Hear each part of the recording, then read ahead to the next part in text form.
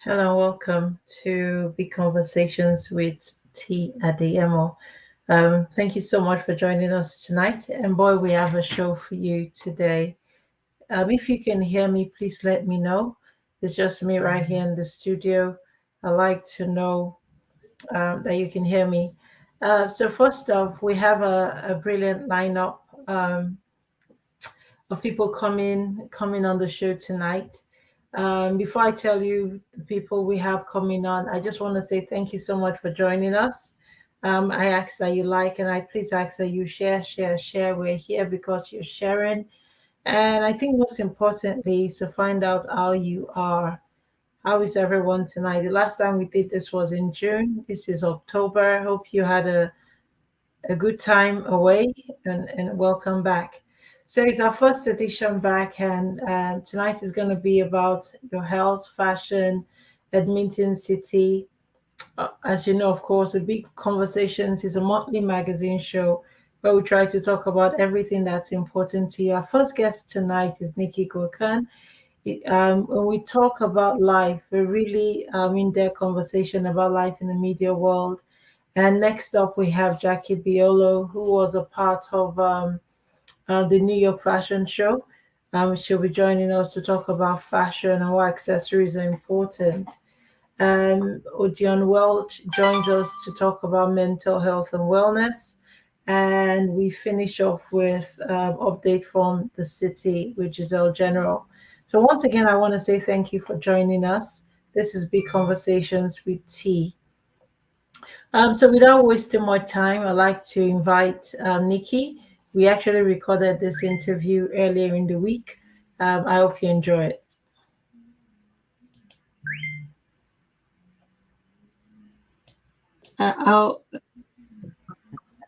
Okay, so let's do this. Hello and welcome to Conversations with T.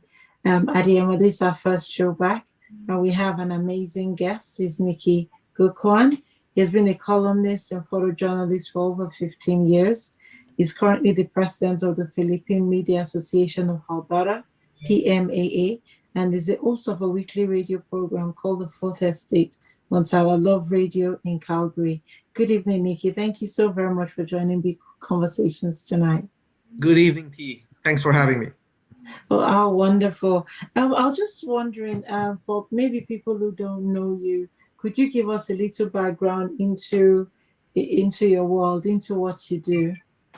Well, T, I've been a journalist half of my life. I was a journalist back home before I came to Canada. I have over 17, 18 years experience in the journalism industry, write for papers like the Philippine Star, and move on to write for Bagong Pinoy and Remare and Tribune back home in the Philippines. I was also the president of the Philippine Basketball Association Press Photographers Group for 4 years, and did a lot of things with the National Press Club of the Philippines as well. Oh, that's beautiful. Would you say journalism is practicing in Canada is the same as is in the Philippines? It's a little bit different, T, to be honest. Obviously, it's a different culture. It's a different norm. So the adaptation is a little bit different. But in general practice, it's the same. I understand that. But back home, I'm from Nigeria, and I remember I used to write a column. And other than that, when you want to feature a story and the reporter comes to your house when they are going, you give them an envelope. And in that envelope is what will get them back to their station and maybe with some refreshments. And here, much of the work we do is voluntary. No one gives us envelopes. Would you say since you started journalism here in Canada, you have experienced the envelope syndrome? Does it exist here in Canada? No, it's different here, right? Basically, a lot of things we do here is majority is we do our own marketing. We get the marketing department to do their job. We do our materials separately. Back home, it's the same, but again, a lot of people who invite you, and I believe Nigeria would be the same.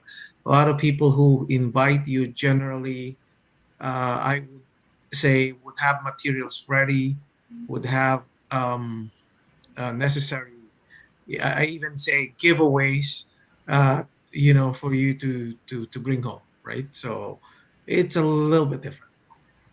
So, what are some of the problems journalists face right here in Alberta, especially ethnic journalists?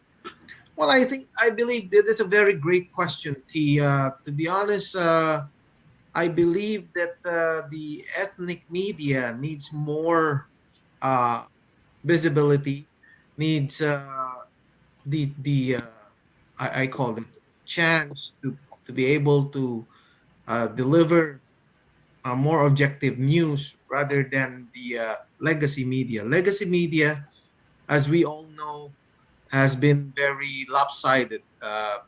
They tell one side of the story and they tell the kind of narrative they want to do.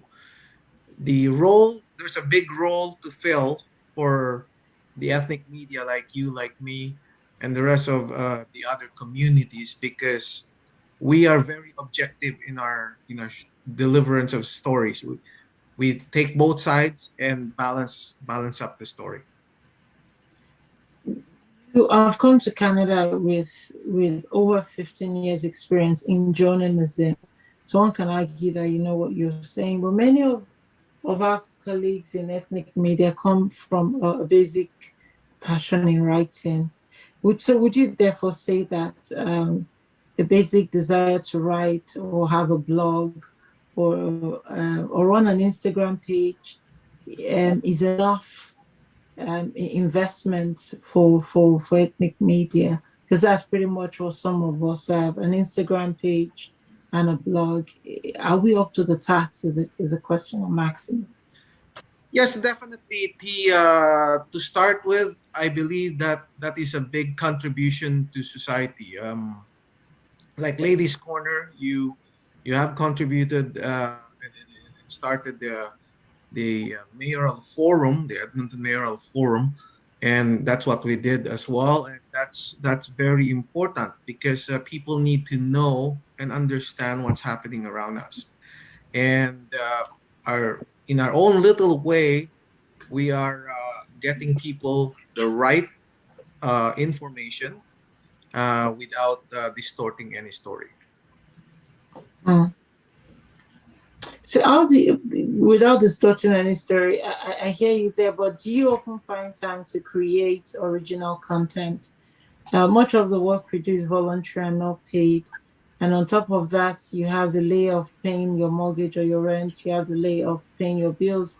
So how then do you find time to create? You are a columnist as well, to create compelling stuff that will maybe change society regularly.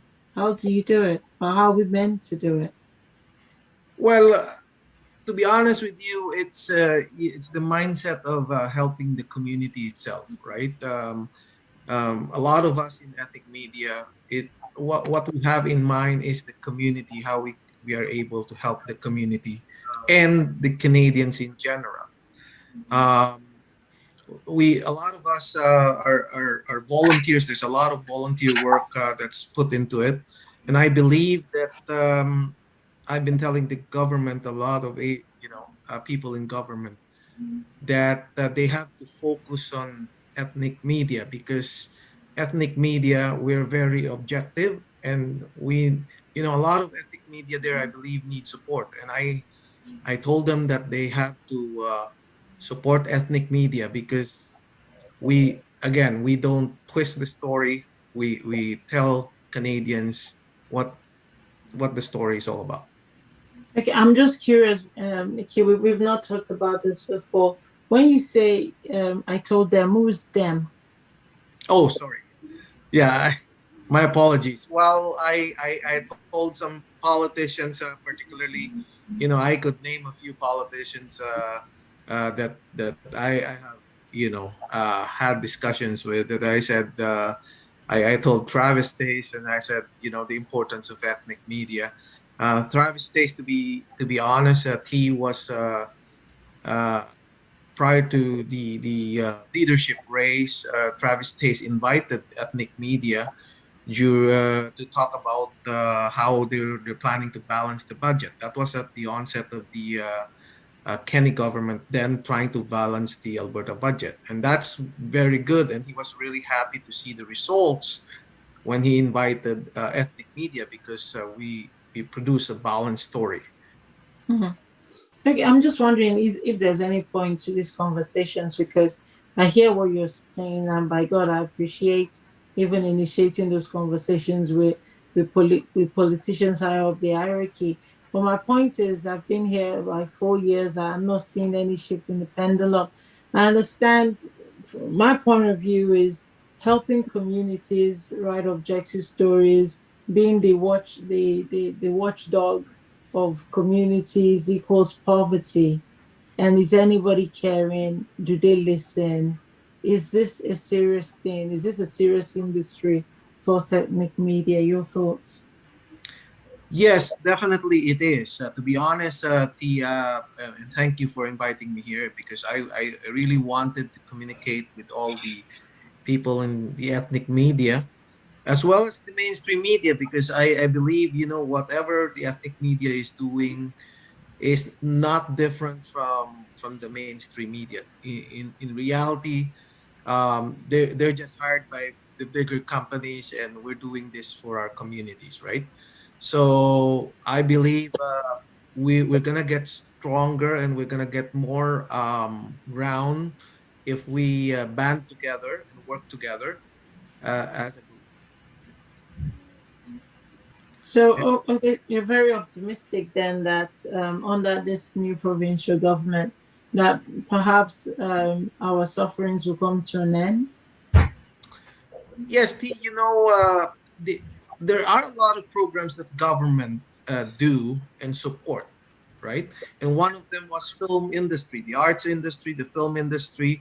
They do support that, and media is not any different from that industry.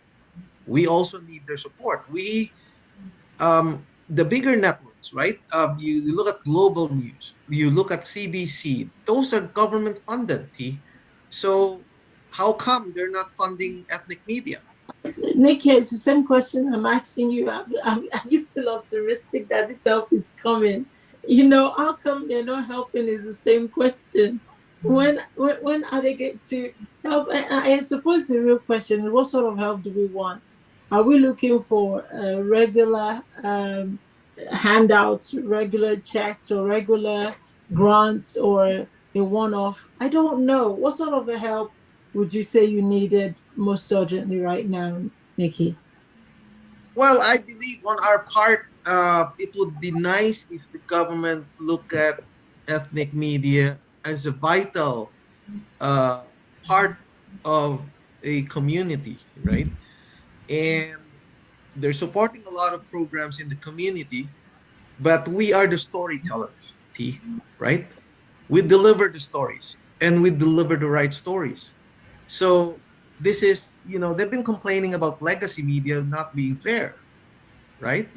So I believe it is time that they seriously look at ethnic media and support ethnic media in whatever way they can through grants, because this is arts, right? And what we're doing is communication art. Mm, okay, I like that. It is what we do, to be honest. Okay, so um, would you say? Okay, so let's go here now. What is your take on the new provincial leadership, Daniel Smith? Do you think um, she would support ethnic media? Well, that's my sincere hope, T. Okay.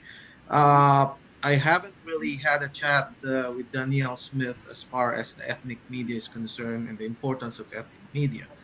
But I will definitely take time and reach out to see what they think of ethnic media and how we are able to support not just our communities but the government as well. Well, I like the way you. So, in your conversations with today, she was sworn in previously. So, what was the feel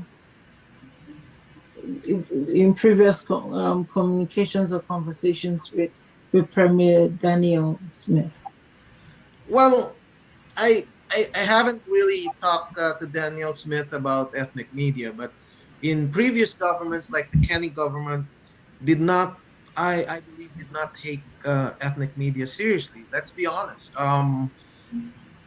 The previous government, provincial government of Rachel Nockley, did take ethnic media seriously because they have been inviting ethnic media to the legislature. Right now, during the Kenny government, it changed a little bit, and they were really too far out.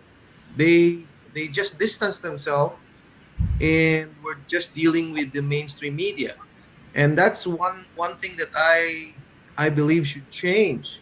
With Daniel Smith in there, and with Daniel Smith being part of media, online media, then she should start reaching out to you, to me, and to our ethnic media friends. So, how can we ethnic media work together then? Because it seems like there's power when we bond together, power in our Yes, unity. I believe we could collaborate that he just like what you're doing right now is collaboration. We can work on certain projects together and make things happen. Stories are delivered in a different way. You have your own style, I have my own style, everyone has his own style. So it's different. You don't have to be scared because it's how you deliver it, it's how you present it, and each one has a different style. So we do all this work to help communities. My question is, are the public even listening? Do they even care? Your thoughts? I believe they do, Tia. To be honest, little by little, I'm seeing a lot of people comment on things. I write articles with the Alberta Filipino Journal, and I do my weekly program, and I get good feedback out of it. It's not something that is built instantly, but it takes time to build. This is the reason why I always say, T is putting a lot of time doing Ladies Corner and doing all these things for her community. We are doing the same, and we should work together. This is the reason why the Philippine Media Association of Alberta was born, because I talked to all my colleagues all across Alberta and said, it's time that we band together, we work together for a common goal. And I believe the goal of all ethnic media is the same: to support their communities, tell the stories of their communities, and that's how we are important in the society. Okay. Um, this is my final question. When you talk about telling stories, could you maybe share to our audience one powerful story that you have told in all the years you've practiced journalism that actually that made a difference, that changed even yourself? Well, T, I don't want to talk about the the past experiences, but when I first came to Canada, Mm, everyone, when they come to Canada, the biggest problem we have is the discrimination. Okay, we talk about mm, discrimination. We talk about not just racial discrimination, but discrimination of credential, mm. right? Oh, And totally. a lot of people come to Canada. They're doctors. They're they're nurses, they have a professional professions.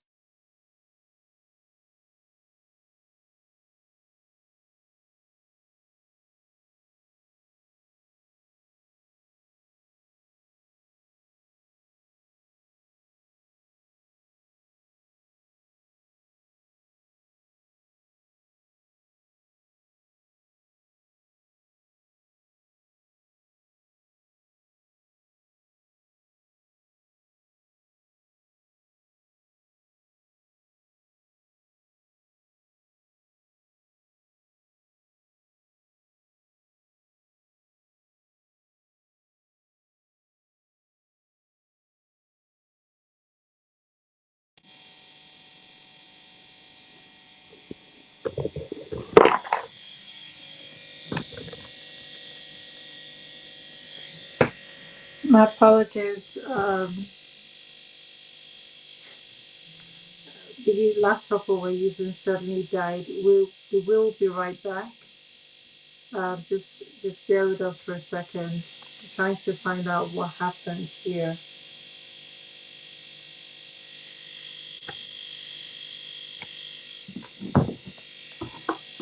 And that's the laptop making that noise. Okay.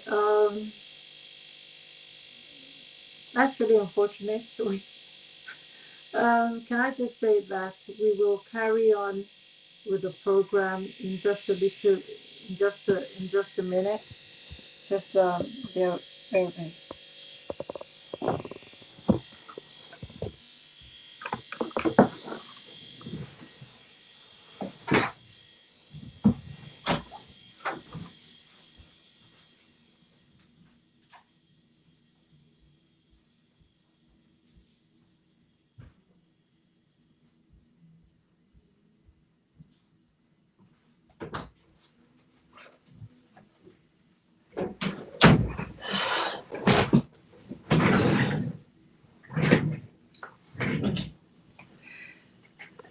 Hello, welcome back to Big Conversations with T. How is everyone doing? Apologies for that break in transmission. The laptop just stopped working suddenly, and we're transmitting off my iPad. And I'm imagining this is the way we'll carry on for the remainder of the evening. To conclude that interview, we'll be sticking it up on YouTube. It was an interesting conversation with Nikki Gokuren. And I was just saying there about discrimination that new immigrants face when they move into Canada, which is a big problem, which is something we ethnic media, new immigrants, we all have faced at one point or the other. Our next guest is Jackie Biolo. She um, was recently at the New York Fashion Show, and she's a political strategist, and she's also a model, a plus size model, and she'll be joining us in a couple of minutes. Please don't go away. Because my iPad just all of a sudden shut down. I had some music I was going to play in the interlude, and on the iPad, I don't. So I'm just wondering what to do. So what I'm just going to do is to ask you again, how is everyone? How are you doing? How are you feeling? Um, can you hear me okay? If you wanted to talk to me, please let's do so. Just trying to lift up. Okay.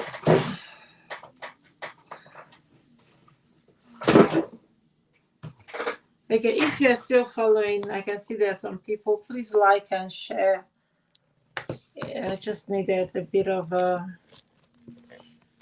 height for that. Okay, this is Big Conversations, and we can't play any music. I plan to play some music tonight, but you witnessed my laptop crashing. I suppose I need one. I need to take it to there's a place down. There's a store that can help me look at that. The name skips me right now. So we're waiting for Jackie Biolo. to join us. And when she does, you will have her. We don't have her right now. So I was meant to play some music. Let's see what I got here. Don't go away. We'll be right back after this.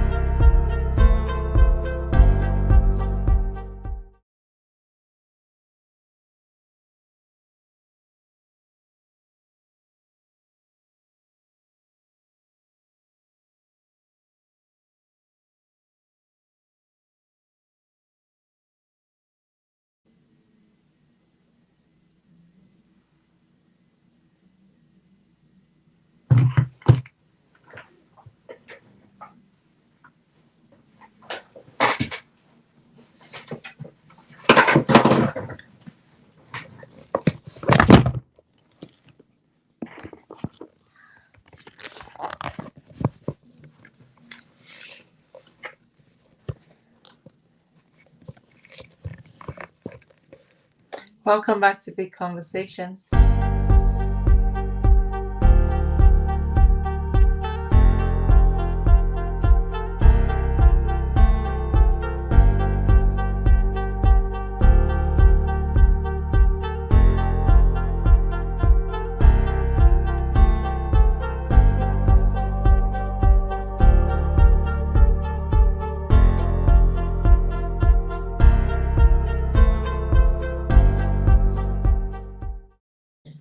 Hey, we're still waiting for Jackie Violo.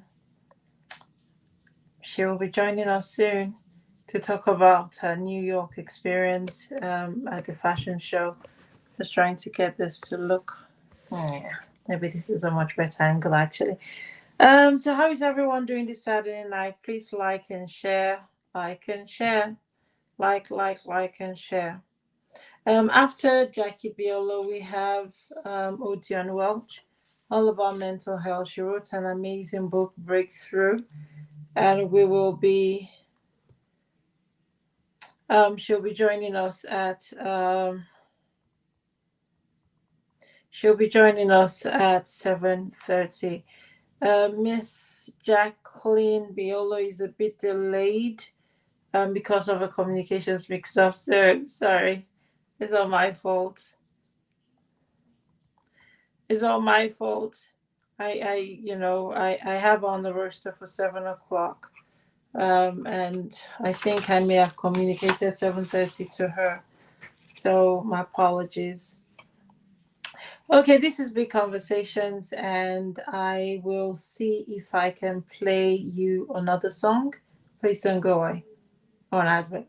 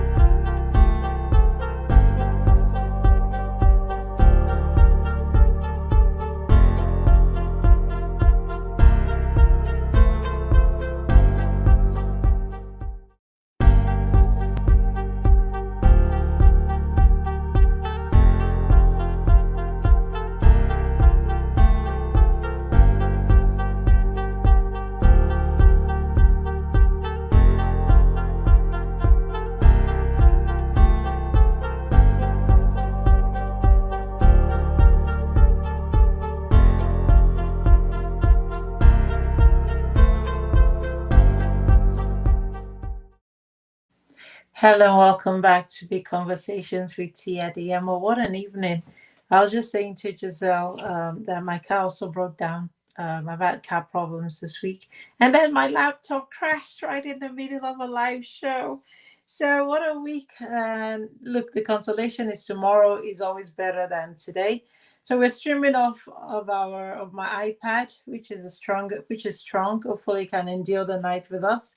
There's no need to cry. I'm a big girl. We got this. Our next guest, Jacqueline Viola, is already waiting. And well, without much ado, I'm going to bring Miss Viola.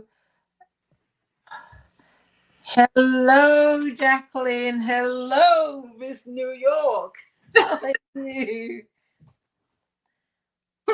Fabulous. Holy. Well, my first off, my apologies for messing the time up. I'm working off a roster here, and on it was 7. I should have checked with you the time, but my excitement that I saw you liking a retweet, I just assumed you were sitting in the corner of my head, planning with me. So next time, I promise we'll get it right. You look really lovely, by the way, Jacqueline. Thanks for coming.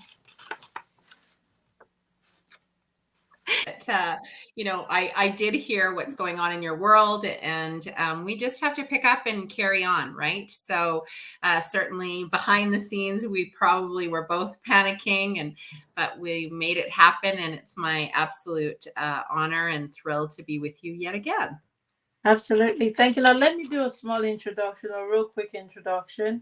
I was meant to play snippets of the New York Fashion Week 2022, but I don't have any of that technology right now, so it's fine. So, Jacqueline Bielo is a model and a political strategist, and she joins us to talk about accessories and the New York Fashion Week. Thank you so much again for joining us. How was New York? It was an experience of a lifetime, truly. I mean, I was there for 12 days. I had the honor of walking for 6 different designers. And really, my purpose was to enhance my brand as well as bring awareness to not only mature women or individuals in the fashion industry. We teach, but as well to the curvy population or full figured individuals. So I think that, not only myself, but a couple of the other models that were there to champion that initiative in particular did absolutely that. And it was a great honor on behalf of Canada in particular to be there and partake in all of the festivities. Was it your first time on the New York fashion show week? Yeah, so I certainly have a variety of different runways, and most of them have some kind of theme to them, right? It could be just the difference between lingerie or loungewear, sportswear, evening wear, what have you. But yes, so for New York, I came, I saw, I participated, and I will live to tell the tale, that's for sure. You go, girl. Do you know how privileged I am? We're just in Edmonton here, and I'm talking to someone who actually participated in a New York Fashion Week, and I'm feeling I'm a New Yorker too. If Jacqueline Biolo is there, me too. I am there by proxy. How did you get involved with this show? Yeah, so it was an application process. I knew for many, many months before I actually went that I had been selected by the Curvy Revolution. That's who sort of did the outreach initially. But, with my own experience, either as an actor, I took the opportunity to sort of do some outreach and made my time in New York to be of value and benefit to so many different aspects of my personal and professional career. So, no doubt. So, what sort of doors has the New York Fashion Week opened for you? Well, again, so modeling is really I don't want to say a side gig for me. I take it very seriously. I think that their network, because I do have the ability to use my experiences for advocacy purposes, to move a movement forward, to be influential or motivating to other women who may want to sort of either dress themselves in a different capacity with poise and confidence, but as well from a business perspective. I am an entrepreneur. I do have my own business, and that was really where these came about. So to see what networks could be built between even our borders, you know, Canada versus the United States. That was mostly where the focus was. There certainly were international designers as well, but you only have so much time to make so many connections. So. Okay. Now, you represented 6 brands, you just said. What are some of these brands and what do they mean to you? Yeah, again, so these are up and coming designed on something specific. So whether it was just lingerie for full-figured women, there certainly was a professional line that I walked for. And they all are looking to have alignment with models or their market that buy into the understanding that all bodies are beautiful. And then they're talking about sort of whether it's ethical that they're using, or if there is a particular philosophy of fashion that they are championing. So really, as a model, we are only, you know, the hanger, I suppose, for the clothes. It really is all about the clothes, but I hope that I did all of the designers justice, and certainly for me it was an opportunity to come back and talk a little bit more about my experience. Absolutely. Now, why is it important to you to give plus size women a voice in 2022? Yeah, well, I think that it starts with loving your body first. So love the skin that you're in. I mean, even for myself, there are days where I get up and maybe I'm not feeling as comfortable or confident in the skin that I'm in. But what sort of happens with clothing or even makeup or hairstyles or accessories, it's all a part of embracing who you are and that opportunity to be either authentic or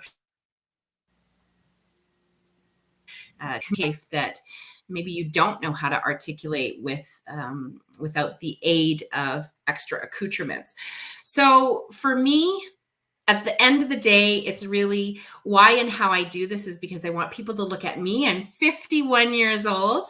And, you know, if I can sort of go after my new dreams or continue to pursue and excel them, then maybe others will feel inspired to do the same. But as well, I think that it's very important that we can continue so that we have designers out there that understand that full-figured or curvy women in particular, I mean, men certainly likely have similar challenges about finding the proper fit for themselves or feeling confident in what they're wearing. But that all of this plays an important role in assisting individuals to be the best person that they absolutely can in their personal and professional lives. And I want to say you go, girl, because I like when you're open about being 51 and you're expanding territories and you're exploring all that you have within you. And I want you to speak or reflect for us for a brief minute. Like, why should age not be a deterrent? Why should the color of your skin not be a deterrent? Why should the size of your belly not be a deterrent? Why should why should you break every barriers down? I want you to reflect on how you push yourself to go places like you've been doing. Yeah, well, thank you. And I just really think that every day is a new day. And so whether within your own sort of life structure, you're challenging yourselves to be better or to learn something new or to positively influence something. I do realize that it's tough to pick yourself up after you've fallen, perhaps. Or maybe the world seems to not understand, but there isn't an age that becomes a deterrent. It really is your mindset. So maybe there does need to be somebody that others can look to as a source of motivation. But at the end of the day, it really is yourself that needs to sort of pick yourself up if you've fallen, or to identify those goals and aspirations and figure out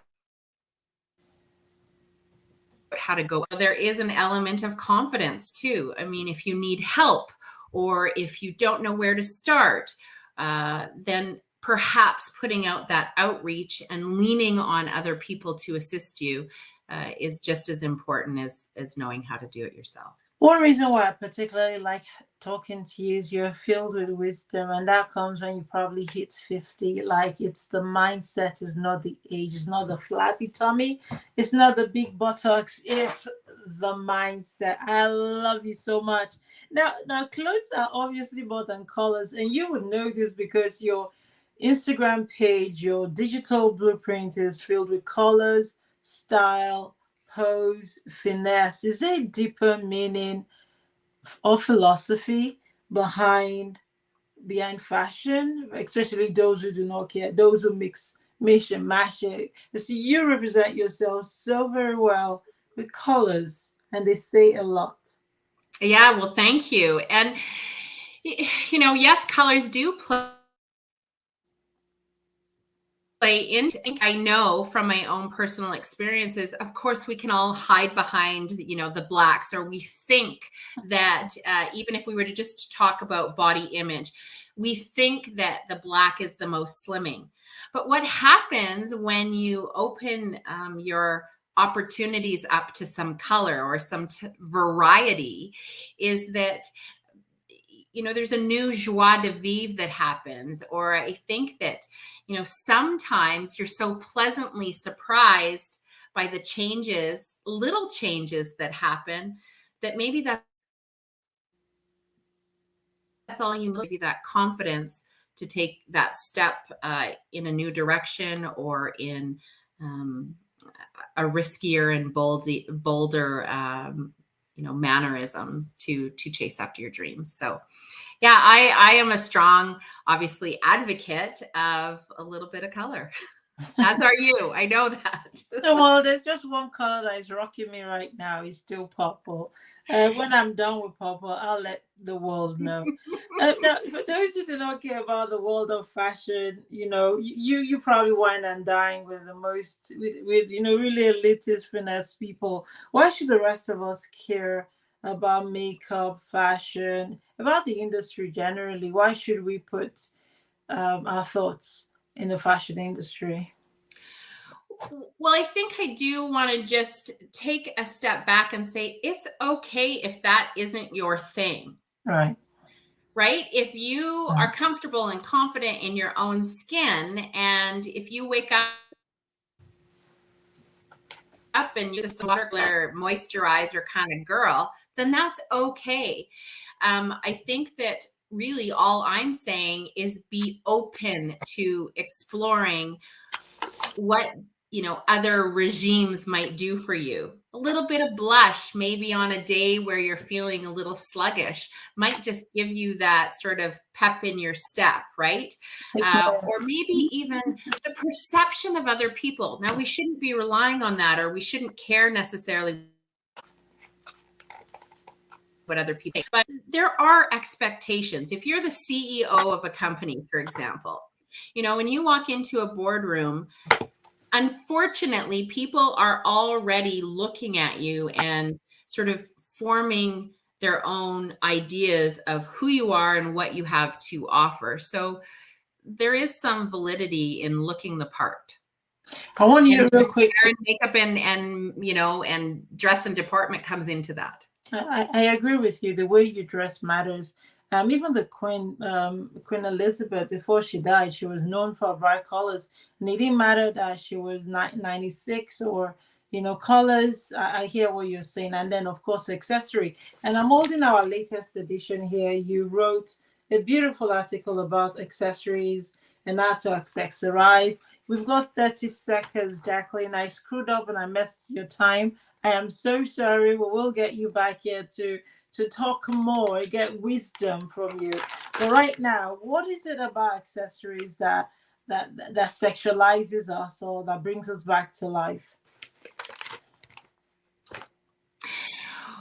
Well, what I'm, so you cut out a little bit. I know technology is never always our friend, but really quickly. So accessories, I just think complement, I mean, they should enhance who you are.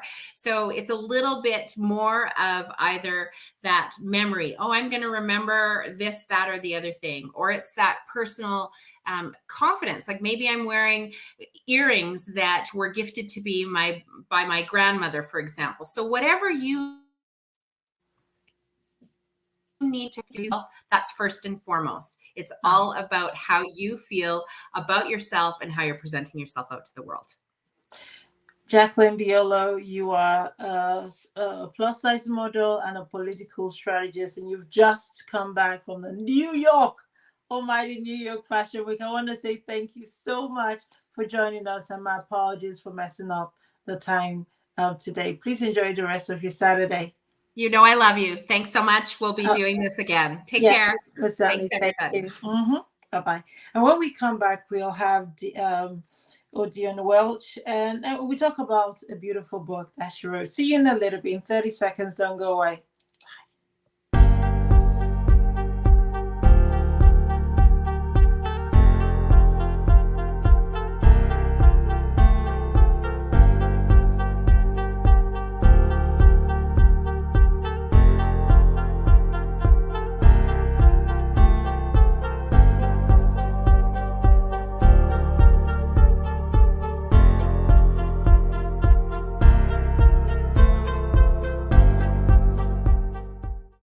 Hello, welcome back to Big Conversations with your girl T. Adeyemo. What an evening! What an evening! My laptop just crashed.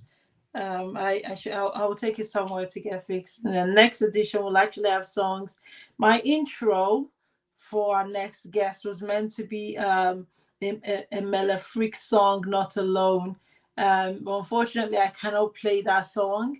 Again, I'm going to have to get you to go listen to it. Without much ado, she is Odion Welch, born and bred in Edmonton. She is an Amazon internationally recognized best-selling author for novel Breakthrough. She's a current curator of the mental health program at the Africa Center. She's a lot to so many of us. She is our dear sister. Yes, so we're coming to talk about your books in a minute. That's why you're here. She's Odion Welch. Hello, hello, hello. Hey T, how's it going? It's going quite well, and what a night! What a night! What a night! What a night! Why are you in your car? You told me I want you to tell, I guess, what's the big thing you're doing tonight. Well, it's my goddaughter's christening tomorrow morning. So tonight is the prep. Oh, okay. So I'm trying to be the godmother with the mostest. And it's funny because I've been saying that I'm like the godmother with the most flair. And then I'm in all black today. And I came in the tailwind of Jacqueline talking about all black. And I was like, oh, man. I'm thinking, oh, there's a ring light here. I was like, you can't have me after New York Fashion Week on a Saturday night kind of mum mode here.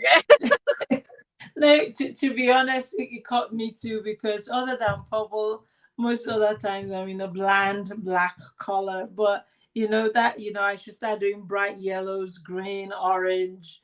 But I don't know. You've just written a book. I've been following your digital footprints in prep for this. It's called Breakthrough, a courageous true story of overcoming depression and anxiety. For those who do not know you, let us start this conversation. I know it's a bit freezing in your coat, so just in your car, maybe just. I have like the heat that I rotate. So if you randomly hear like a little, then that's my heater. That's your heater. Oh, nice. Okay, good. So I shouldn't feel so bad then. Okay, All right, sis. Tell us a little bit about yourself before we jump right into your book.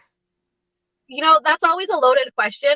That tell me a little bit about yourself. I'm like, how much time do you have? You know, as a mixed race woman, I wear lots of different hats. And I've had the privilege of wearing a lot of different hats, being a first generation Canadian.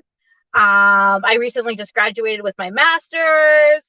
And so to be like a child who came from poverty and literally utmost oppression, which is what I wrote my book about, to now being this kind of happy, fulfilled Canadian citizen, it's been a really interesting journey. And all of that has been accumulation of people that I've met, my experiences, my involvement in the community. And yeah, that's how I'm going to answer that question today. Okay, and that will do, because when people see you, the first thing they see is well, the first thing I saw was she's mixed race, she's beautiful. My goodness, she's intelligent, you know. And then now you've written this book. Are people still reading? What do you mean, are people still reading? I hope so. Yeah, you have a whole, like, I think that's a huge bookshelf behind you. Do you know what? Since I had my daughter, I've not read like I used to read. So I just buy, and there's a lot still. There's a gap in my knowledge based on the lack of books I've not read. But I've got a lovely app on my phone, Script, and there's a book I've been reading. I read a couple of pages and it sends me straight to bed. So I try. Yeah, we become a society that like either loves reading or doesn't. And I know for myself, like, I write and I go through phases where I don't even want to look at a book. I only want to look at Netflix. And then all I want is a book. Don't put me anywhere near the TV. I'm like, I write and love reading. Yeah. And so it's an interesting journey. And I think what's most interesting is how people interpret books in different ages and places in their life. So when I wrote my book, my goal was to really, like, I wanted people to know they are not alone, especially if they were an underrepresented group and they were a female. Because when I went through the journey of accessing resources, it was really isolating on top of already being depressed and anxiety. And so it was supposed to be kind of like a you're not alone, self-help guide, know the resources, let's kind of challenge what society says. But then I found that when older people read the book, and by older, I kind of mean like that 50 plus age group. So no offense to the 50 pluses, but like 16-year-olds read my book. So there's this gap here. They would say to me, that was the most depressing autobiography I ever read. Oh, wow. And I would just think, wow, okay. All right. And then a 16-year-old come up to me, or a 30-year-old, and be like, that was so great. I didn't know about some of these resources. And then when men read it, men are like, oh, that's what like Black women are thinking. And you're like, what? So we can talk about like, are people reading? But I think it's almost important to ask, like, who is doing the reading now? Yeah. And the topic you write about is such a big one: breakthrough, a courageous story of overcoming depression and anxiety. And as I was prepping for this, I stopped for a thing to play with MetaQuest 2. I don't know if you know what MetaQuest 2. I experienced it today. Is that fancy Facebook virtual reality thing that you wear? Oh, okay. Mm-hmm. And I had severe anxiety when it was done with me. I just had to leave it because I was on a roller coaster and it felt like I was on a roller coaster for real. And then the roller coaster dropped me. And I had to just let that thing go because it gave me anxiety. Now, is this the kind of anxiety? And you know, but it's true. Like, our experiences have an effect on us. Like, it's like when we wake up from a bad dream and we're spooked all day. It's just like as a society, we make it seem like anxiety is like someone who's like locked in the corner freaking out or this kind of thing. And anxiety happens in like everyday portions of our life. And it's just the level that it shows up and its ability to like incapacitate us. Right. And until I think we all acknowledge that we all experience anxiety in some way, shape, or form, or depression in some way, shape, or form, and it looks different at different times, we're not really going to like break through the stigma that our society has. You know? Well, why are we not talking about it? Why would I feel ashamed maybe to tell an employer, look, when you say certain things is triggering for me, it makes me want to, go see my car and cry. It makes me want to reach for the ice cream, reach for some ice cream and eat my way out of this. Why are we still, taping around it, but not talking about, not hitting it hard as a society? Because it's invisible. Hmm. Like, and there's no, I think, like, I can say it's invisible, and there's so many reasons. Do you know what I mean? Like, we could look at the systematic issues of profiting in pharmaceutical drugs and those kinds of things, or the shame that exists, or how media portrays depression and anxiety. And so much of our opinions come from media, whether we want to say it or not. And our lack of understanding, like in the 60s, they were still like putting needles through people's eyes because they thought they were going through hysteria. And you have to think, like, there's people like, I'm going to go to this church tomorrow. There's going to be people who were alive for that. And so we have that, but it's so invisible. I tore my tendon in my foot this summer.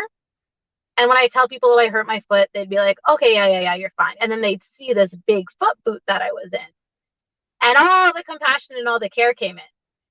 But when you're like, hey, I'm feeling some emotions, it's kind of like, get over it, smile, put on a face, go do this. And especially when we look in the Black community, like, we are conditioned in so many ways to be strong, right? Like, Black don't crack. And there is a fabulous, why I'm forgetting her name right now, but there's a counselor who's based out of Calgary who started in Britain. And she does this great presentation about, we say Black don't crack, but Black does crack. And especially in our mentality, right? But we're always, trying to be the strong thing. And then as women, heaven forbid we're having a bad day as a Black woman. Now we're crazy, right? Now we're angry. Now we're irrational. But every time we stand up to it, we break it a little bit more, right? And so, but we need more people to come forward, and we need more people to be empathetic, because on the other side of it being invisible is the fact that when you come forward and you're like, hey, I'm going through stuff, if the first few reactions you get aren't the best, you're not really coming forward about it. You're going back into your hole, you're filling it with shame and this and that. And so that's when it comes in the fact that we don't have enough preventative education, but we don't have enough support education. Like if I say to somebody, I'm grieving something right now, and the best words, like Brene Brown does it wonderfully, is like, okay, what do you need from me? But instead, it's like I could say to Bob the Builder, I always use Bob the Builder as my example since I do a lot of work with kids. I'll say, oh, well, I got over in like a week. But like, I don't get why that's upsetting you, right? And grief is so, like, I use the example of grief and depression because grief isn't just like, oh, a family member died. Grief is associated in like the grief of ourselves, right? And our ego. Like, we strive to be all these wonderful things. And let's say it's like, you didn't get the job you wanted. There's going to be a grief and depression associated with that. And depending on the tools and supports that you have available, you can either kind of bounce back from that really quick, or it can send you down in a spiral. Like if this is your 20th job rejection, you don't know how you're paying the bills. Maybe you're feeling some type of way, you're going through it with your spouse, this, and this. And then it's like, and you say to someone like, oh, I didn't get this job, I'm really upset. Oh, well, get over it kind of thing. People don't get jobs all the day. So it's I answered in so many ways to say that it's invisible. We don't talk about it, and we don't support people when they talk about it. So it ends up being this kind of, everybody gets hit in different ways. And I just want to walk you back a bit. Black don't cry. This idea also, Black women don't cry. But what I'm finding, Black don't cry, Black doesn't do anything that isn't perfect, Yeah. But even amongst women to women, I personally I found we're not empathetic. Is that the word? We don't show enough compassion or kindness to one another. And going back to your illustration, what I think I find is okay, so I try to this is my 20th job application. Oh, yeah, that's making you sad. Well, I can show you 50 letters of rejection and look at me today, I'm okay. And that sort of does not validate the feelings. And many of us who come here to Canada as adult immigrants, uh, so many of us face discrimination, one based on the way we speak, based on our qualifications, the idea that some doctors have to write the English exam coming from a country where they speak English, and so on and so forth. And you find it in subtle ways where you want to get ahead and you can't get ahead. And this takes me back to what we're saying about things that trigger. You want to get a loan for a car. You've been turned down so many times. You're tired of driving your 2001, your 2001 nightmare, and you want to upgrade a little. But when you get into that bank, something is going to go wrong. So you're already sweating and needing the bathroom before you go into the bank to ask, or before you go to the dealership to get this. Because I want you to speak about the different shades, that new immigrants or immigrants encountered this discrimination and how it's directly tied to triggering anxiety, which then I believe leads to depression, because this thing is real. Oh, it's a spiral. It's all interconnected. And you said it so perfectly. It's like they get enough rejection. You're like, what are we supposed to do? And I say we generally, but there's this image that like, okay, once you get to Canada, the immigration process stops. And it doesn't. You now are like, hey, I'm new. I live here and I'm lost all the time. Okay. I grew up in Edmonton and I'm like, where's the address? What area of the city is that? And so you're completely new. And your license might not have converted over. Now you have to get your social insurance number, do this, do that, do that. And then on top of that, you're worried about becoming a citizen, because if you don't, there's certain jobs that make it easier to get your citizenship.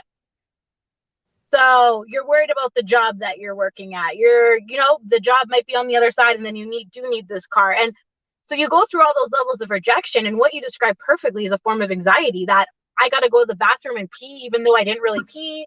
Why do I feel like I got to poop? Even I can't eat. I'm nauseous. I'm snapping at somebody. I'm irritable. I'm scared. I'm crying. I've sweated through my clothes. And so like that anxiety is completely normal. But then when you so I'm gonna use the continent of Africa for example, since we're ladies' corner. And so there's over 210 languages, I believe it is. It's like 222 languages in the continent of Africa. So, and out of those languages, I believe it's only 20% that have a word for depression or anxiety. Oh, wow. So then you come to Canada and you have all these feelings and emotions that you don't really have to deal with this type of rejection or this type of anything back home necessarily. It's different. You're used to it. You're acclimatized to it. You've done it for 20 years.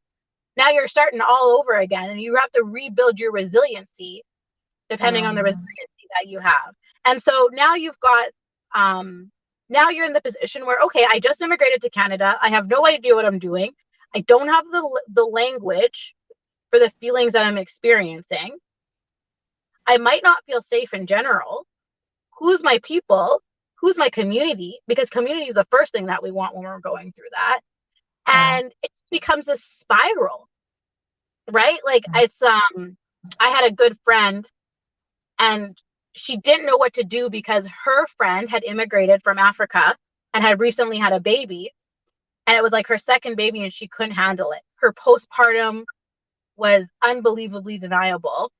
But it was because from the area that she was from, and I can't remember which country, so I'm just going with the continent in Africa. When you have a baby, everybody pretty much moves in. And in Canada, you have a baby and everybody pretty much moves out. That's right. So she went from having this huge support. Now she's on EI, which is like 10% of her income. Her spouse is like not really sure what he's supposed to do because, the man doesn't really come in for the first few months. And you're like, and our system is kind of set up to like, well, everybody else does it. Right. And our system, unfortunately, doesn't look at the cultural balance. And it's getting better. I've seen the improvements, but it doesn't look at that. And so it Mm. kind of falls back on us. Like it falls on us as women, regardless of our race, to look at another woman, especially when they're from a different area, and say, like, what help do you need? Right? And to not even say, like, hey, do you need help, or what help do you need? Because you don't know what you don't know. And to come in, as I say, to not have the language and not have this, you don't like not know what you need, but maybe just take that initiative. Like, hey, what's it like? Ask questions. What's it like when you have a baby back home? Right? Like, what was the difference in Canada and here? Okay, community, you know what? I can pop by your house on Tuesdays at 7 and grab McDonald's. Right? Like, there's things that we can do that can help until our like healthcare system can realize that like we need a baby support group that isn't going to charge us $200. Like those baby support groups are crazy to me. You know, like Mummy and Me, $20 for dropping Mummy and Me, and you're like, what? Just come to my house and have tea.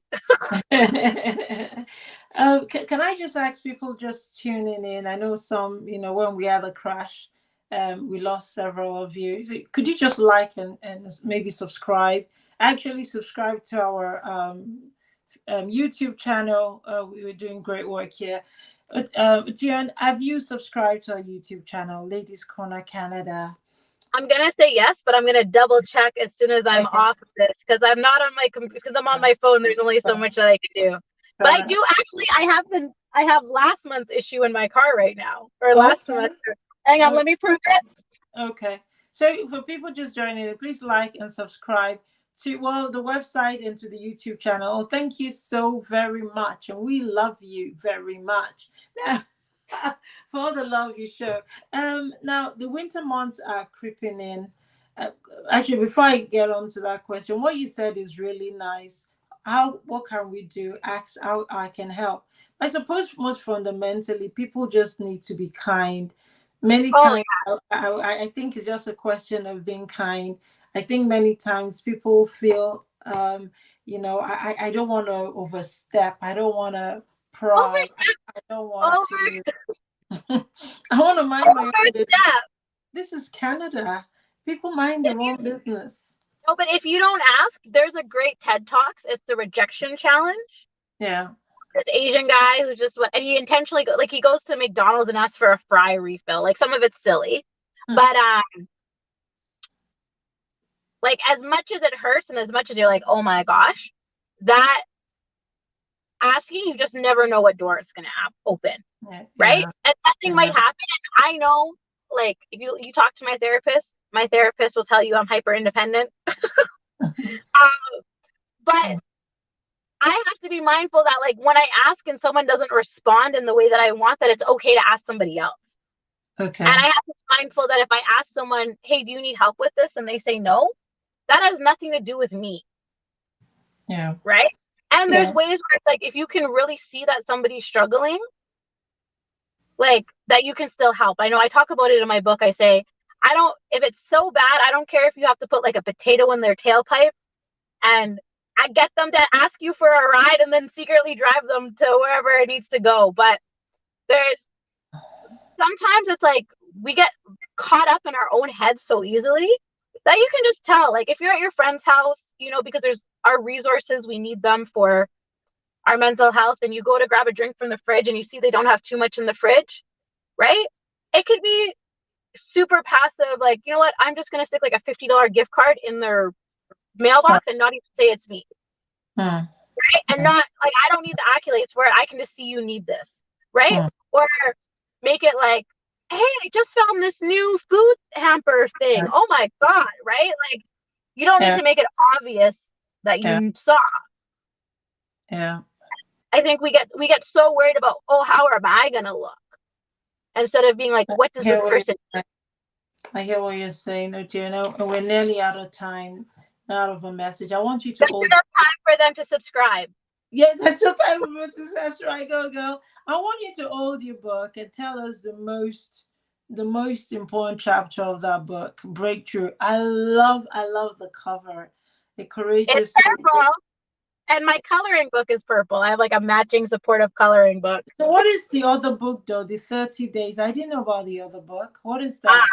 Let me hold awkwardly. It's called the 30 Days of Gratitude. And so hang on, let me get in the camera. Yeah, I can see it. Yeah. And then I think is this, I color in them randomly, but this is it. And so coloring at one point in my life, coloring was the best thing for my anxiety and depression because it recentered me and it made me remember where I was. But I found coloring books to be so, I think exhaustive is the best word, because they're so big, or I couldn't get the colors, or they weren't there when I needed it. And sometimes I would get thoughts while I was coloring, and then I'd have to go find a journal and I'd lose my way because my ADD can kick in. And so I worked to design this coloring book so it fits in my purse. So it's the same size as my book. My head looks really big on this, but it's like, the size of my head. Okay. And, yeah, and every day is a different motivational quote, and then there's lines on the bottom so you can write if things come to you. All right. That's a beautiful idea. That's a beautiful one. Yeah, I usually give them out to like agencies. Like I work with agencies to distribute them. Okay. But yeah, so you say the most important chapter. And yes, I kind of like how you come in a package. You got the book, you got the workbook on gratitude, and I know I've read it so many times, and you probably agree with me that when you start to feel gratitude, or you start to list what you're grateful for, your mood actually changes. You can maybe sleep out of depression. I think that's a ministry of music. You listen to some music and you start, okay, well, I nearly hit a car yesterday and that didn't happen. Thank you, Jesus. Someone was kind to me. Thank you, Jesus. And this is me here. You start to list all the different, like I'm not insane. I'm in my right mind. I can still find color purple and so on and so forth. And then your mood starts to gradually lift, and then you can maybe find the strength. And I love how you say gradual, because that is the hardest part for me. Like working in this field and being committed to this field is that our media, society, everybody thinks it's a band-aid, and it's not a band-aid, because when we go back to the triggers, they're all layered in. And so it could be 10 things relating to this. So one pill, like, and I always say there's a time and a place for prescriptions, but that might not be what makes it better, right? And like the gratitude exercise is gradual. It's a skill that you're building, right? And it's just not like, it's not a thing. I say if you were, let's say you were obese for most of your life. Let's say for 30 years you were obese since a baby, and you're like, I'm gonna get help. I'm not gonna be obese. I'm gonna get to the level underneath. And after 3 days, you're like, well, this didn't work. This gym thing didn't work. And I had a trainer once who would say, for every year that you've been the weight you don't want to be, it's going to take at least a month of working out to get back to the weight you want. And I think that's the same way with your mental health. It's gradual. So for every month or every trigger or every trauma, like, then you're going to have to break it down. So if for 10 years you've been depressed and anxious and haven't dealt with it, give it 10 months of trying new things continuously and repeatedly, and you'll gradually see the change. And you might not see the change because we don't ever see it in ourselves, but the people around us will. And when we're surrounded by good people, they'll tell us that. Okay. So I've got 2 quick questions. Mental health is important, especially as the winter months catch up with us, or we catch up with winter. So what can we do to stay mentally alive on a budget as we approach the darkest season of the year?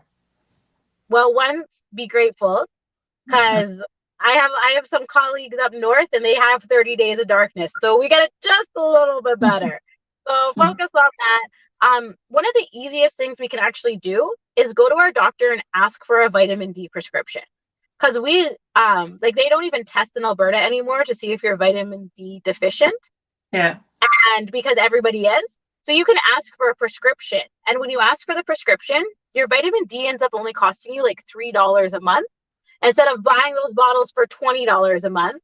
And you're actually getting the correct dosage that you need without fillers. What does that do? Vitamin D? Does it make you happy? Vitamin D is it's from the sun. So, people will get like lights or this, and it helps with calcium absorption. I'll let you guys Google vitamin D.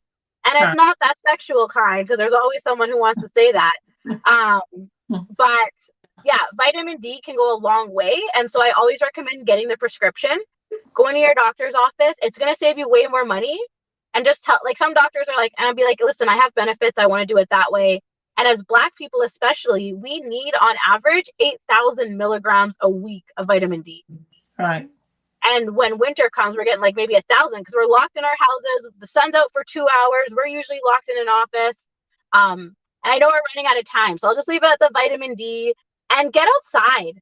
I know it's cold, but if you are in Edmonton or Calgary or wherever you are, check the winter activities, because they do a lot of really fun, interactive, free activities to get you moving, to stay physically active, and they're affordable, except for, buying the gloves and stuff so you don't lose any fingers.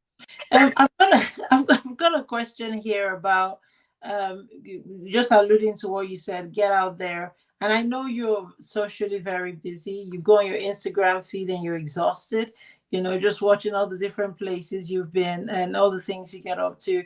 Is meeting more people a way out? Are we likely to get less anxious and less depressed when we meet more people and we open up our lives to the influence of people? It depends when and where. All right. And because like going out, meeting people, developing ourselves can be great, but if we do it in the wrong space, it can hurt.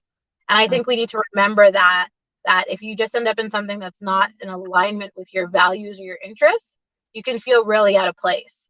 So a lot of the things that I do are in alignment with my values, or I have a partner who goes with me. My brother's one. See, you've met my brother. My brother gets dragged to things that are a little bit out of my comfort zone, but I want to see this event. So if my brother's with me, it's because I'm actually a little bit nervous. And if like your depression is at that point where you just can't leave your house, then that's okay. But go for a walk outside really quick on the days where it's not -40, because that movement, smelling the crisp air, and just looking at like the beauty that is winter. Because sometimes you'll see like a little bird land, and you'll be like, oh, that bird's doing its thing, it's freezing, and I'm in 8 jackets. Like all right. Okay. We're running out of time. We're out of time. I want you to show our audience your book one final time. And everyone can like and subscribe while I show them the book. Oh, yes. wait, Yeah. And then in 30 seconds, where can we find the book to buy? And what is, you talked about vitamin D, you talked about gratitude. What is the one tip to overcoming anxiety that's practical and overcoming depression that you got for us? 30 seconds, go. 30 seconds. Okay. It's easiest to get my book on Amazon. I just encourage everyone to do it that way. But Chapters, Indigo, everywhere but iTunes, because I don't understand Apple. And well, they can read Ladies Corner. That's something. But what I would say is keep trying. Because depending on where you are and what's going on, you're going to need different resources. And so keep trying them all, even if they're completely outside of the box. Because every one of us is completely different. Where I'm at in my journey, when my depression and anxiety bugs me now, I go for a float tank and meditate. But where I was 20 years ago was I could barely even get to the doctor's office for a prescription. And all I could do was like walk outside and then walk right back inside. Right? So I tell people to keep trying, because you can go from like literally being in the hospital to being able to go to 80 events a day kind of thing. But you got to keep trying the different resources. You're my sister. You're a beautiful, beautiful soul. I want to say thank you so much. We're out of time. You're the author of Breakthrough, a courageous true story of overcoming depression and anxiety. That's the book right there, and it's on Amazon. Odion, I want to say a big thank you. Thank you so very much for coming on the show. You've been in your car and your dinner is probably getting cold now. Enjoy the christening of your goddaughter. Thank you again for coming on the show. Yes, I have to walk off tonight. All right, then. See you soon. And we'll talk soon. Like and subscribe, everybody. Like and subscribe. Love the way you sing that out. All right, then, Odion. When we come back, we've got Giselle General. She'll be doing, she's our City of Edmonton insider, and she has a lot to tell us. Don't go away.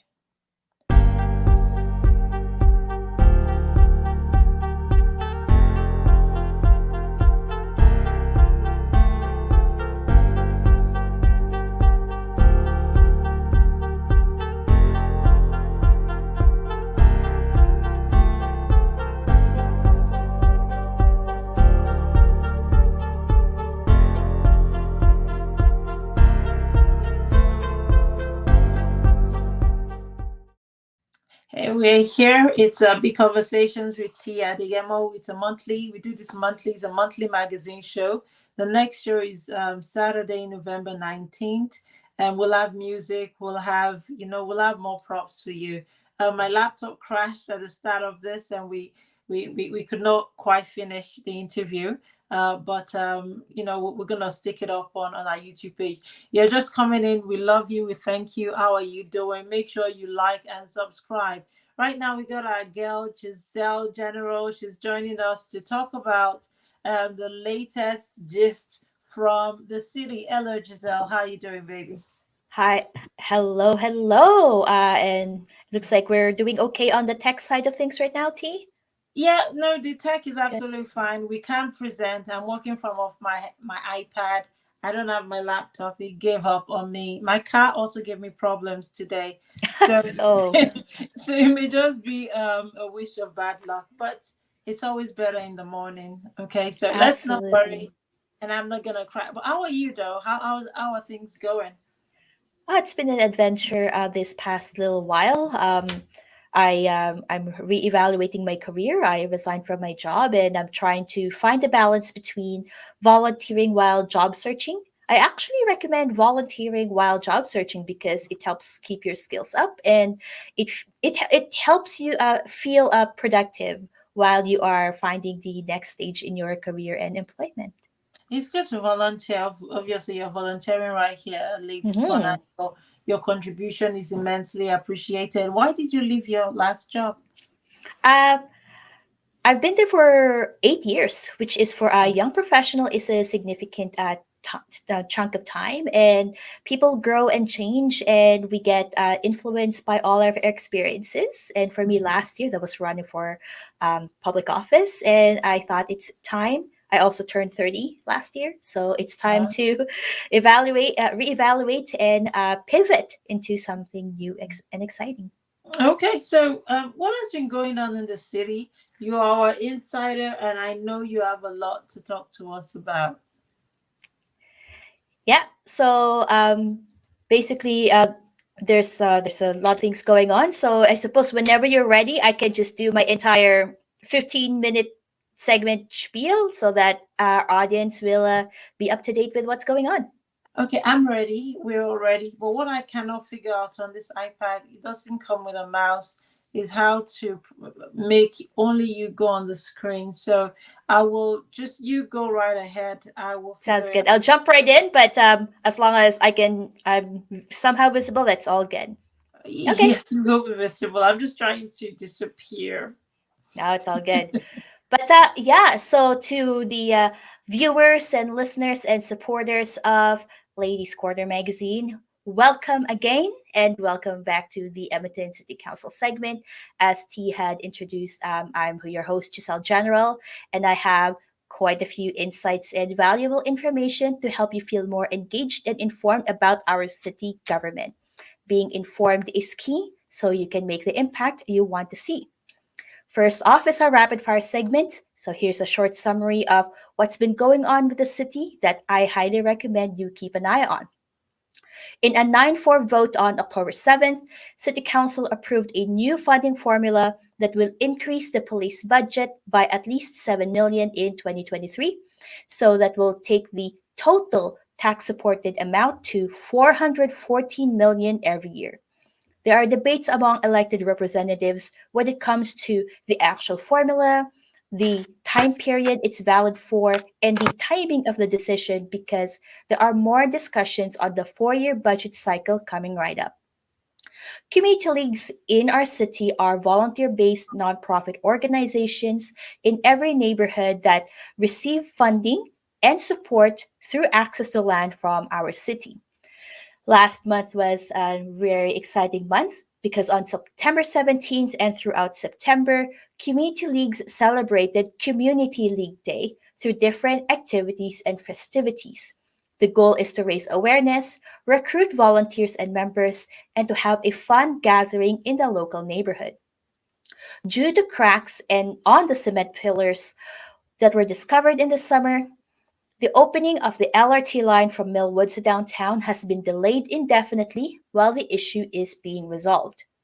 In At the same time, the construction of the westward section of the LRT from downtown to Lewis Estates is ongoing. Road closures, sidewalk, and intersection changes happen every few days along Stony Plain Road, 87th Avenue, and 156th Street. So everyone is encouraged to stay up to date and be extra careful when traveling on the west side of the city. Our city also passed a bylaw to limit the use of single use plastics in businesses such as grocery stores and restaurants, which will take effect on July 1st, 2023. This move is applauded by organizations like Waste Free Edmonton, while local businesses are cautious and monitoring the impact much as far as their costs as business owners and customer feedback. Also, City Council voted in favor of naming a sponsorship and naming agreement with Canadian Tire for the Clearview Community Recreation Center. For 10 years, it will be named the Jumpstart Community Recreation Center in exchange of funds. This discussion sparked debate because people are a bit uncertain on whether selling advertising or naming rights to corporations on public facilities is a worthwhile endeavor. For example, a few years ago, the Edmonton Convention Center in downtown was named the Shaw Conference Center until the sponsorship agreement expired a few years ago. The next thing I want to talk about is how you can share your insight. And many of us here in the city would like to give our feedback to our elected representatives so that they can consider our viewpoint when making decisions. There are many, many ways to do this, and it's important to utilize as much of them as possible so that your voice will be heard. And tonight, I want to talk about a topic that you should share your insight about because it has long term implications. And this is the district plans. So, what is it exactly? It is a large document that the city made not too long ago. And in this plan, our entire city is divided into 15 distinct sections. And each section or a district has a cluster of neighborhoods, natural spaces, parks, roads, and major buildings where we can see and access many of the things we have in our day to day lives. This plan talks about how the land where you live and the land around you will be used in the next few decades. For example, let's say in downtown, where there's already a large volume of medium to tall apartments, limited green space, perhaps the downtown district and the people who live there, maybe they want to give recommendations for a larger green space or bike lanes, or that skyscrapers should only be in certain areas. Or, for example, I live here in the district of West Edmonton, where the LRT is coming up in a few years. Perhaps people might want to suggest that there should be taller buildings along the LRT route, or more buildings that are commercial or residential combined, so that people can live and work nearby instead of going across the city.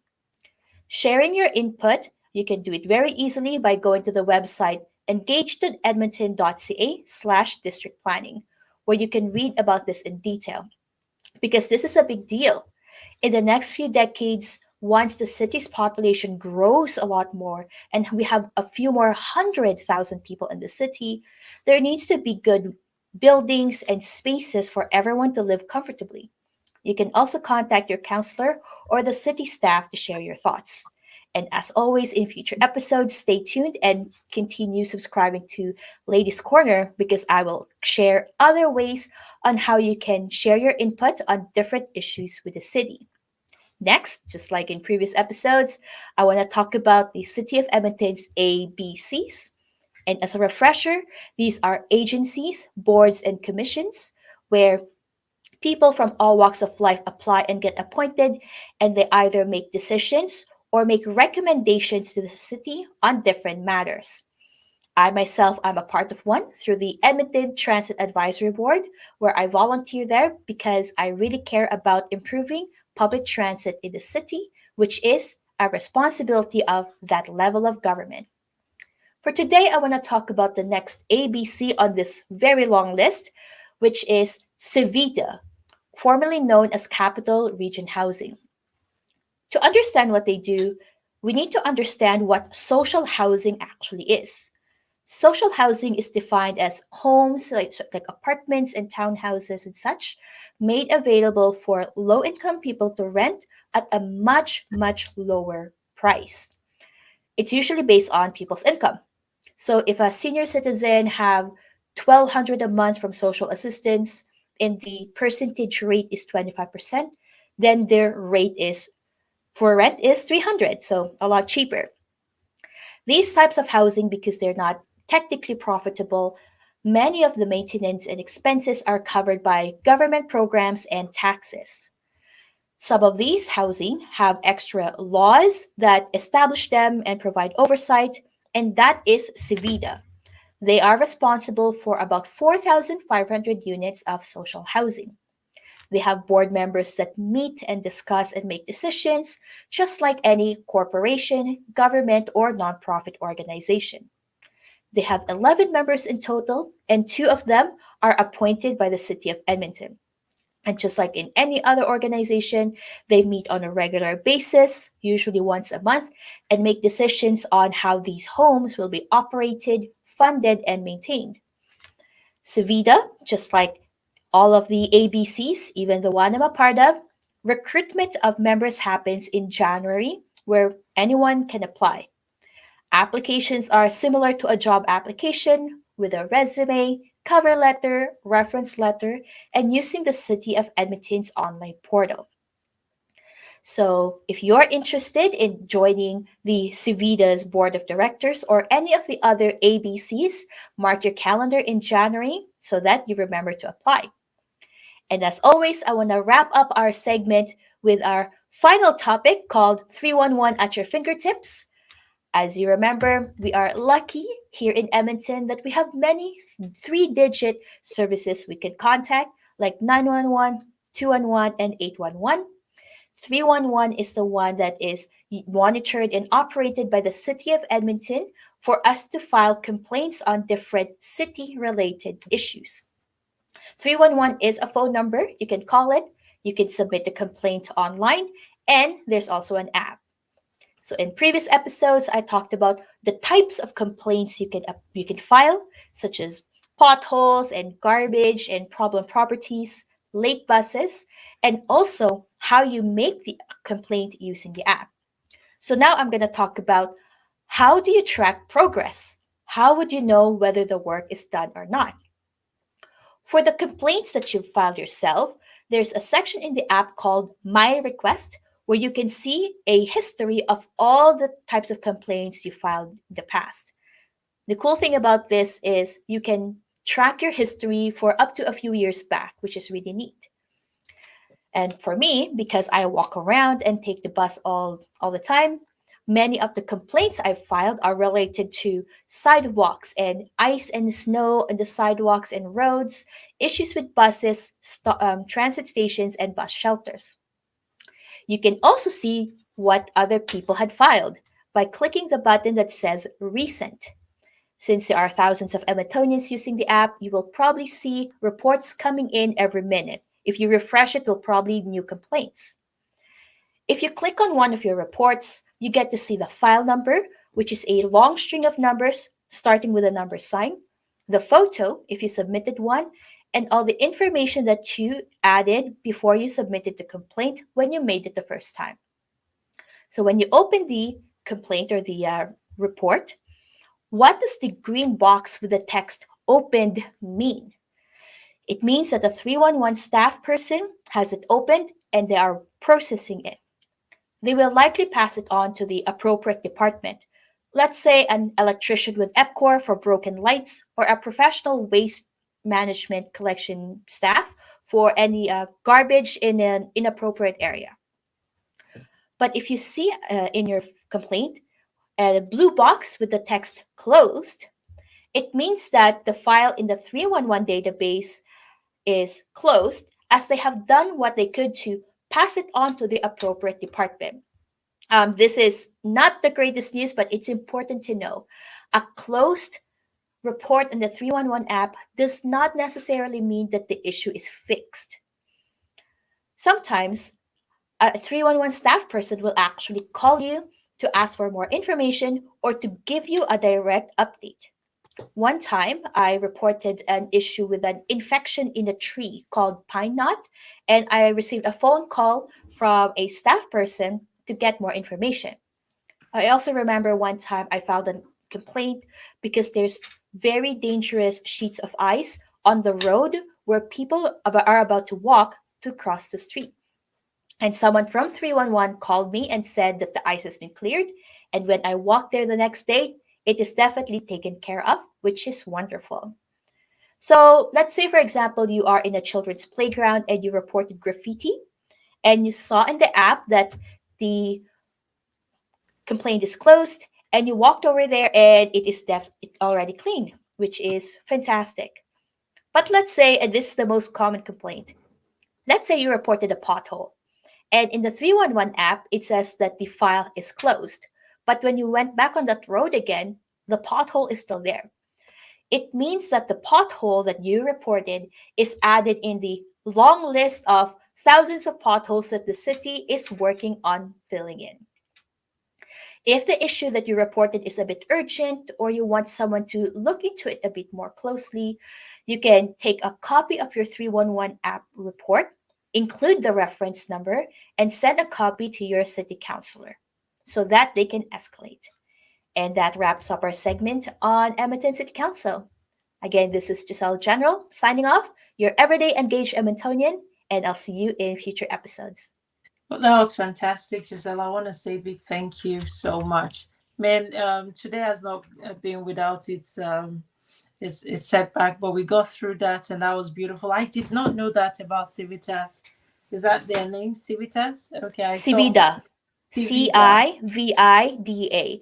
And also a plug to our listeners and viewers. There will be an article, the script I have for this episode. It will be available on the Ladies Corner website. So if you miss it and if you want to read into more detail, subscribe, check out the website, and you can read about it in more detail there.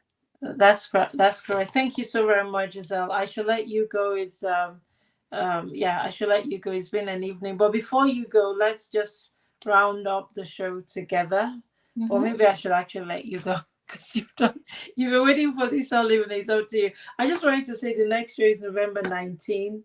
Excellent. At 6:30 to get people to like and subscribe. Is always that's what we get from this. And we hope to see you all next time. And everybody should keep well, keep safe.